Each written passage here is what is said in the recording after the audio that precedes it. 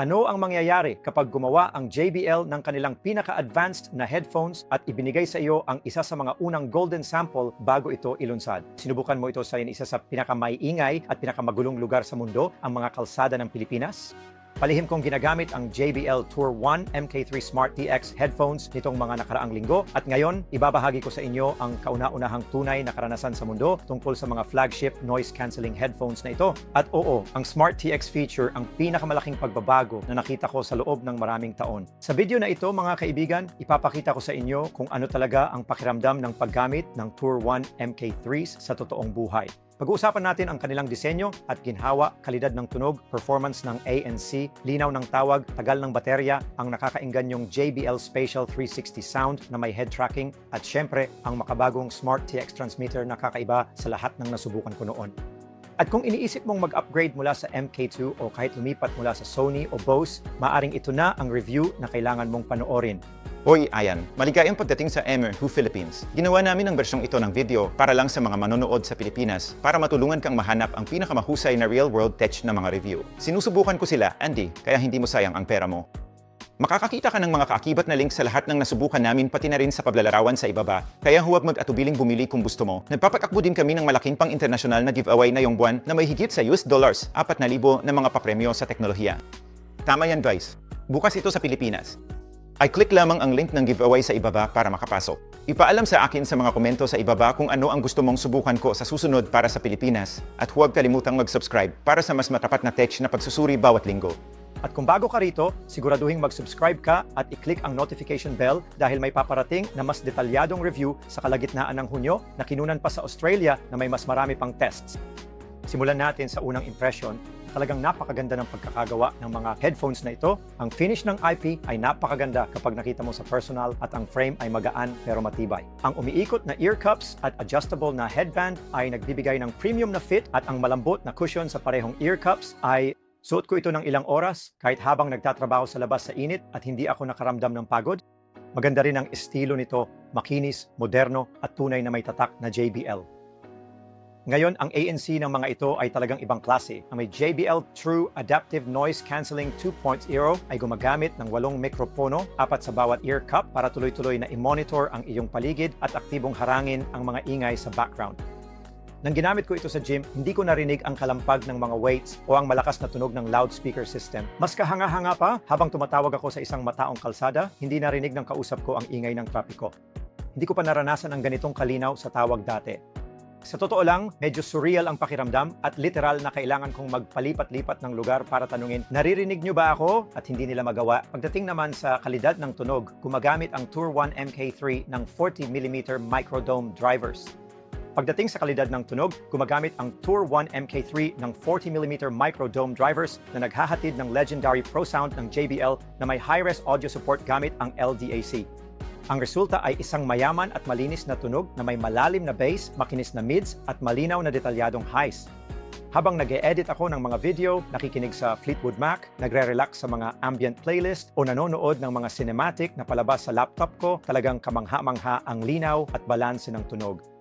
Ito ang pinaka-immersive at pinaka-repinadong tunog na naihatid ng JBL sa kanilang over-ear headphones. Nasubukan ko na halos lahat ng headphone ng JBL sa paglipas ng mga taon. Ito na ang pinakamaganda sa lahat, walang duda. At pag-usapan naman natin ang Smart TX.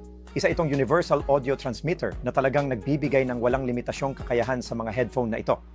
Kumukonekta ito ng wireless sa kahit anong USB-C o analog na pinagmumulan ng tunog, TV mo, gym machine, in-flight entertainment system, switch at direktang nagtatransmit sa headphones na may mas pinahusay na latency at stability. Mayroon pa itong full-color touchscreen display. Maaari nating i-adjust ang volume, EQ, ambient modes, playback at marami pang iba. Lahat ito nang hindi kinakailangang hawakan ang iyong telepono. Auracast-enabled din ito kaya pwede kang mag-stream sa mga kalapit na compatible na device at ibahagi ang pinapakinggan mo. Talagang kamangha-mangha ito. At tingnan mo kung gaano ito kaliit. Ayan, ikinukumpara ko sa kamay ko. Tingnan mo kung gaano ito kaliit. Gagamitin ko ito sa eroplano pauwi ng Australia bago ko gawin ang full review. Pwede mo itong gamitin sa eroplano, sa gym at sa pag-test ng mga Bluetooth limited na device tulad ng lumang console at tablet. At gumagana ito palagi. Walang lag, walang putol-putol, basta maaasahan at mayaman ang tunog. Ito ang paraan ng JBL sa paglikha ng isang kumpletong audio ecosystem at napakahusay ng pagkakagawa nila rito. At hindi mo aakalain kung gaano ko rin ito kadalas gamitin at patuloy pa rin nag-i-innovate ang JBL. Ang Spatial 360 Sound na may head tracking ay isa pang namumukod tangi. Lumilikha ito ng makatotohanang 3D na karanasan sa pakikinig na pinananatiling nakaangkla ang tunog sa espasyo kahit gumagalaw ulo mo. Para sa video, pelikula at immersive na playlist, nagbibigay ito ng panibagong antas ng lalim. Napakahusay ang pagkakatune nito. Iba't ibang spatial layers ay na-optimize sa iba't ibang frequency range para mas maging makatotohanan. Talagang mararamdaman mo guys na parang nasa isang kwarto ka o nasa entablado. Ngayon, gaya ng sinabi ko, nakinig ako gamit ito sa gym at pakiramdam ko talaga ay parang nasa concert ako dahil napapalibutan ka ng musika. Parang nandoon ka talaga. Napakagaling nito at palagi ko itong ginagamit na naka-on. Ang battery life, sa madaling salita, ay parang pang-marathon sa tibay. Kapag naka-off yung ANC, makakakuha ka ng hanggang 70 oras ng playback. Kapag naka-on naman ang ANC, mayroon ka pa ring 40 oras na mas mataas pa sa karaniwang industry average. At kung nagmamadali ka, 5 minutong pag-charge ay nagbibigay na agad ng 5 oras na paggamit. Halos 1 linggo na akong hindi nag-charge at kahit sa biyahe sa pagitan ng mga syudad, hindi ako nag-alala na mauubusan ng baterya. Ngayon, mas pinapalawak pa ng JBL Headphones app ang iyong control. Para sa isang 12-band na personified 3.0 hearing test, detalyadong EQ tuning, balanse ng kaliwa-kanan, intensity ng ANC, control sa ambient sound, smart talk activation, at marami pang iba. Mga kaibigan, lubos kong inirekomenda na iset up ninyo ang inyong personal hearing profile.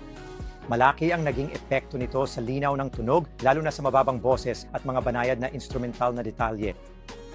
Kung mahilig ka sa detalyadong pakikinig tulad ko, mapapansin mo agad ang pagkakaiba. Balik tayo sa comfort, gaya ng nabanggit, talagang ginawa ang mga ito para sa matagalang pakikinig. Ang mga cushion ay puno ng premium foam na umaayon sa hugis ng ulo mo. At ang pinahusay na disenyo ay tumutulong harangin ang ingay kahit hindi naka-on ang noise cancelling. Kahit ginagamit ko ito habang naglalakad sa Manila Bay o nakaupo sa abalang kapehan, nananatili ang selyo at ginhawa. Gaya ng nakikita ninyo diyan mga kaibigan, lubos na nasasakop ng headphone ang aking tainga. Gaya ng makikita ninyo rito. Sa kabuuan, ito na ang pinakamayaman sa features, flexible at pinakakinis na headphone ng JBL hanggang ngayon.